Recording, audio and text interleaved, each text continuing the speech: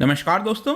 Recently देखने को मिला है कि चाइना और लिथुएनिया आपको पता होगा यूरोप का एक छोटा सा देश है। इनफैक्ट आपने बाल्टिक कंट्रीज के बारे में सुना होगा, उसी का ही पार्ट है लिथुएनिया। मैं आपको आगे मैप में दिखाऊंगा। लेकिन चाइना और लिथुएनिया के बीच में यहां पर कुछ ट्रेड कॉन्फ्लिक्ट हो गया है, कई सारे डिप्लोमेटिक प्रॉब्लम्स हो गए हैं, जिसको देखते हुए यहां पर आप देख पाओगे कि ताइवान लिथुएनिया की मदद में आया। जी हां, यहां पर आप देख सकते हैं Taiwan just bought 20,000 bottles of rum China didn't want. तो इसको हम डिटेल से समझेंगे कि एग्जैक्टली हो क्या रहा है। मतलब ताइवान, लिथुएनिया और चाइना, इन तीनों के बीच में एग्जैक्टली अभी चल क्या रहा है, चाइना ने क्यों यहां पर जो एक्सपोर्ट है लिथुएनिया का उसको ब्लॉक किया था। काफी कुछ जानने को है, चलिए आगे बढ़ते हैं। लेकिन उसके पहले अगर आप यूपीएससी या फिर किसी भी एग्जाम की तैयारी कर रहे हैं तो आप हमारे ऐप को डाउनलोड कर सकते हैं या फिर studyIQ.com विजिट कर सकते हैं, वहां से सारी जानकारी आपको मिल जाएगी। इसके अलावा अगर आप एमसीक्यूज अटेंड करना चाहते हैं तो मेरे इंस्टा पेज पर जा सकते हैं, वहां पर स्टोरीज में आपको सभी एमसीक्यूज मिल जाएंगे। चलिए सबसे पहले हम देखेंगे अभी एग्जैक्टली क्या हुआ है जिसकी वजह से ये जो पूरा टॉपिक है वो चर्चा में आ गया है।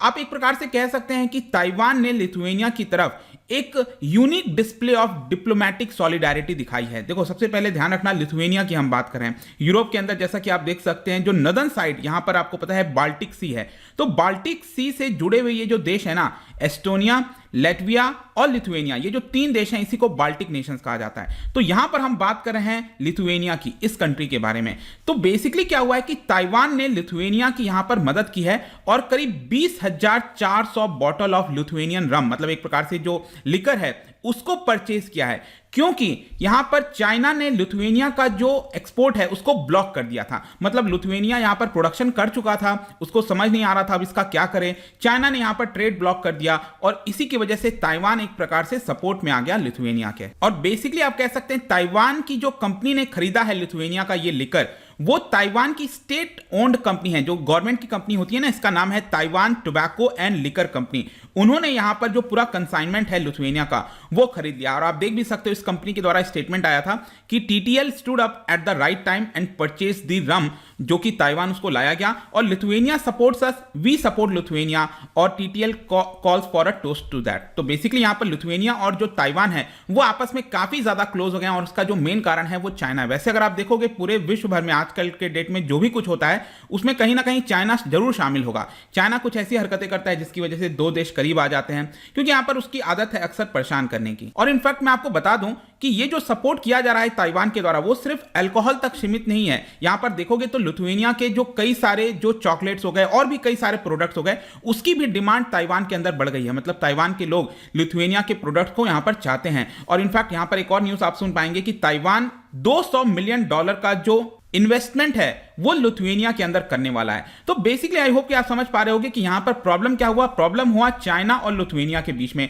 जाहिर सी बात है कि यहां पर ताइवान और चाइना के रिलेशंस ऑलरेडी खराब हैं, तो इसी की वजह से ताइवान यहां पर एक प्रकार से लिथुएनिया की मदद कर रहा है, जो कि चाइना को बिल्कुल पसंद नहीं आ रहा। अब क्वेश्चन आपके मन में अब यहां पर यह आएगा कि ऐसा क्या हुआ जिसकी वजह से चाइना ने लिथुएनिया के जो प्रोडक्ट्स हैं, जो भी ट्रेड होता था उसको ब्लॉक कर दिया। बेसिकली क्या हुआ है, पिछले महीने की बात है, लिथुएनिया ने ताइवान की जो एम्बेसी है उसको सेटअप करना अलाउ कर दिया। मतलब ताइवान की एम्बेसी इस समय आपको लिथुएनिया के अंदर देखने को मिलेगी और चाइना ये कभी भी नहीं चाहता है। मतलब चाइना जैसे ही देश देखता है कि कोई भी ऐसा देश है जो कि ताइवान को सपोर्ट कर रहा है डायरेक्टली इनडायरेक्टली, तो उसके रिलेशन चाइना के साथ खराब हो जाते हैं। तो ताइवान ने बेसिकली क्या किया, अपनी जो खुद की एम्बेसी है उसको लिथुएनिया के अंदर सेटअप कर दिया। और ये जो एम्बेसी है, ध्यान रखना, चाइना ये कहता है कि अगर आप ताइवान के साथ कोई रिलेशन रख रहे हो तो आपको जो नाम यूज करना पड़ेगा वो करना पड़ेगा चाइनीज ताइपेई। इनफैक्ट आपने देखा होगा ओलंपिक्स के अंदर कई जगह यहां पर जब भी ताइवान का नाम होता है तो वो ताइवान नहीं लिखा होता है, वो लिखा होता है चाइनीज ताइपेई। लेकिन लिथुएनिया के अंदर जो ताइवान ने अपना एम्बेसी सेटअप किया है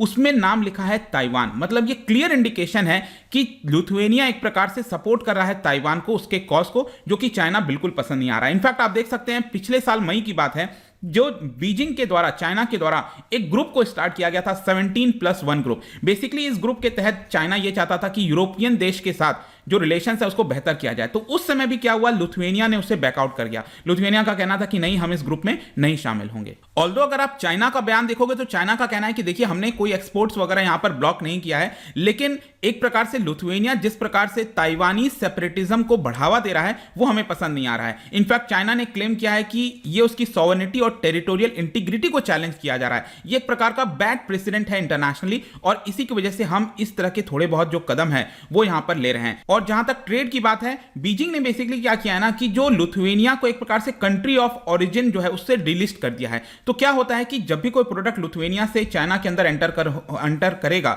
वहां पर जो भी कस्टम्स वगैरह क्लियर करने होते हैं वो नहीं हो पाएंगे। और चाइना के पास जितने भी एक प्रकार से एप्लीकेशंस आ रहे हैं इंपोर्ट कराने के लिए, वो सारी चीजों को रिजेक्ट किया जा रहा है। मतलब चाइना और लिथुएनिया के बीच में जो ट्रेड है वो एक प्रकार से ब्लॉक हो गया है पूरी तरह से। अब क्वेश्चन आता है कि दूसरी तरफ लिथुएनिया का क्या कहना है। देखिए, लिथुएनिया के जो प्राइम मिनिस्टर हैं उन्होंने अपने कंट्री को डिफेंड किया है। उनका यह कहना है कि हम और ज्यादा इकोनॉमिक, कल्चरल, साइंटिफिक रिलेशन चाहते हैं ताइवान के साथ। ऑल्दो हम वन चाइना पॉलिसी पर बिलीव करते हैं, मैं आपको और आगे बताऊंगा इसमें वन चाइना पॉलिसी और वन चाइना प्रिंसिपल में क्या डिफरेंस है। लेकिन यहां पर लिथुएनिया का कहना है कि अभी भी हम वन चाइना पॉलिसी को फॉलो कर रहे हैं, लेकिन हम चाहते हैं कि ताइवान के साथ हमारे जितने भी रिलेशन हैं उसको और मजबूत किया जाए। और जाहिर सी बात है कि जब भी इस तरह की चीजें होंगी, चाइना उसको कभी भी पसंद नहीं करेगा। अब देखिए, ये जो भी कुछ मैंने अभी आपको बताया यहां पर, उसका सिग्निफिकेंस क्या है वो आपको समझने की जरूरत है। देखिए, ये सारी चीजें तब हो रही हैं जब चाइना लगातार प्रेशर बनाते जा रहा है ताइवान के ऊपर और एक प्रकार से थ्रेटन करने की कोशिश कर रहा है, डरा रहा है। आपने देखा होगा फाइटर जेट्स को भेजा जाता है ताइवान, ये जो नेशन है यहां पर अक्सर आप देखते होंगे कि चाइना अपने फाइटर जेट्स को ताइवान की जो मैरीटाइम जोन है उसके अंदर एंटर करा देता है। तो लगातार टेंशन बढ़ता रहता है। कई लोगों ने वार्निंग भी दी है कि कभी भी चाइना अटैक कर सकता है, ताइवान को अपने अंडर में ले सकता है। इस तरह की चीजें अक्सर देखने को मिलती हैं। तो उस समय ये सब चीज आपको और ज्यादा बढ़ते हुए देखने को मिलेगा। और ऐसा नहीं है कि पहली बार बीजिंग ने इस तरह का सैंक्शंस लगाया है किसी देश के ऊपर। इनफैक्ट आपको याद होगा ऑस्ट्रेलिया के ऊपर, क्योंकि ऑस्ट्रेलिया एक प्रकार से ताइवान को कुछ हद तक सपोर्ट कर रहा था, तो ऑस्ट्रेलिया से जितने भी कोल, वाइन, लॉबस्टर्स आते थे उसके ऊपर इंपोर्ट बैन लगा दिया। इनफैक्ट ताइवान से जो पाइनएप्पल्स आता था उसके ऊपर बैन लगा दिया। ये सब कुछ बहुत इंपॉर्टेंट हो जाता है प्रेजेंट कॉन्टेक्स्ट में। जहां तक वन चाइना पॉलिसी की बात है, देखो one China policy basically start होता है 1979 से। यहां पर क्या हुआ था, यूनाइटेड स्टेट्स और कई सारे जो मेजर कंट्रीज हैं उन्होंने चाइनीज गवर्नमेंट को रिकॉग्नाइज किया था। आपको पता होगा पीआरसी और आरओसी के बारे में। जो ताइवान है उसको कहा जाता है आरओसी, रिपब्लिक ऑफ चाइना, और जो चाइना है यहां पर जो मेनलैंड चाइना उसको कहा जाता है PRC, people's republic of China. तो बेसिकली चाइना और जो यूएस और बहुत से बड़े देश हैं उन्होंने ये कहा कि जो मेन लीगल गवर्नमेंट है, बेसिकली गवर्नमेंट ऑफ चाइना, वो पीआरसी है, मतलब मेनलैंड चाइना को रिकॉग्नाइज कर दिया। और ताइवान को जो पहले वो रिकॉग्निशन देता था वो हटा दिया। और वहीं से शुरुआत होता है आपका वन चाइना पॉलिसी। और इसके तहत बेसिकली क्या है कि जितने भी देश हैं वो चाइना के साथ डिप्लोमेटिक रिलेशन रखते हैं। ऑल्दो यूएस, जापान, कई सारे देश अपना अगर रिलेशन, कमर्शियल रिलेशन तो ताइवान के साथ देखने को मिलता है, ताइवान के साथ, लेकिन जो भी डिप्लोमेटिक रिलेशन है वो सिर्फ चाइना के साथ होगा, वो आपको देखने को मिलेगा। और यही चीज यहां पर हो रहा है। लेकिन एक और डिफरेंस है वन चाइना प्रिंसिपल में। वन चाइना प्रिंसिपल और ज्यादा हार्श हो जाता है। वन चाइना प्रिंसिपल में अगर आप देखोगे तो चाइना इंसिस्ट करता है कि जो ताइवान है वो उसी का पार्ट है और एक दिन वो उसको अपने अंडर में लेकर रहेगा। लेकिन वन चाइना पॉलिसी के तहत जो भी डिप्लोमेटिक रिलेशन है वो चाइना की तरफ जाना पड़ेगा। ऑल्दो यहां पर जो देश हैं वो ताइवान के साथ कमर्शियल रिलेशन रख सकते हैं। देखते हैं फर्दर यहां पर क्या डेवलपमेंट होता है। बट डेफिनेटली एक काफी इंटरेस्टिंग डेवलपमेंट हुआ है जिसके तहत आप कह सकते हैं कि लिथुएनिया जो है वो पूरी तरह से ताइवान को यहां पर सपोर्ट कर रहा है। तो ये पूरा वीडियो था। जाने से पहले, क्योंकि हम यूरोप वगैरह की बात कर रहे हैं और उसी से रिलेटेड मैंने 2 स्टेटमेंट डाला है पेनिनसुला के बारे में, अगर आपको अच्छे से पता हो तो आप इस क्वेश्चन को अच्छे से कर पाएंगे। इसका राइट आंसर आपको पता ही है, मेरे इंस्टाग्राम पर तो मिलेगा ही। वहां पर अगर आप नहीं हो कोई बात नहीं, टेलीग्राम से भी ले सकते हैं इसका सही उत्तर। मैं कई सारे एमसीक्यूज यहां पर डालता रहता हूं, स्टोरीज के फॉर्म में आप जाकर प्ले कर सकते हो।